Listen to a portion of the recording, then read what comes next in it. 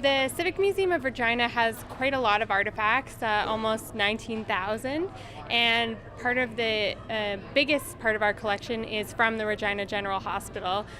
We have upwards of 4 to 6,000 artifacts from the Regina General Hospital.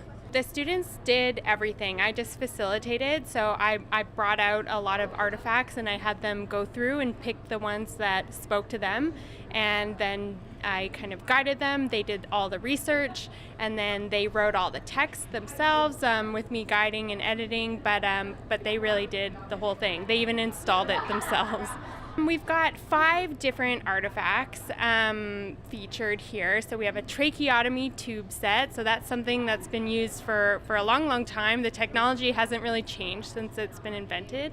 We have a magneto-electric machine, which is a really weird tiny pocket machine which would electrically shock you, which was used in the 50s and 60s to treat a variety of ailments. At one point it was thought it could help cancer, different nervous ailments they called it back in the 50s, so hysteria and things like that.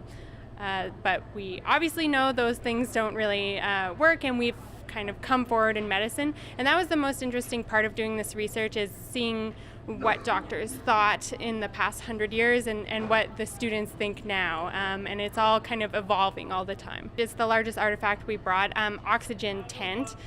So it was used here in the Regina General Hospital in the 60s.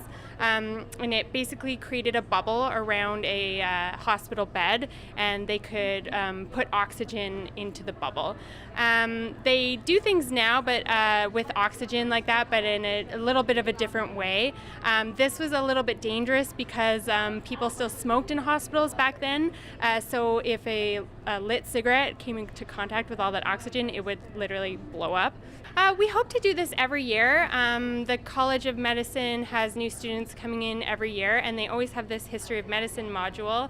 Part of the interesting thing about this project was I didn't just ask them to simply list facts that they learned about the artifacts. I wanted them to step into the shoes of someone else. So they wrote the panels from a kind of first-person perspective of a nurse or a patient, kind of trying to think about empathy and different points of view, which is really helpful when they go forward as doctors. They can maybe think of the patient's perspective or the nurse's perspective when they're working as doctors.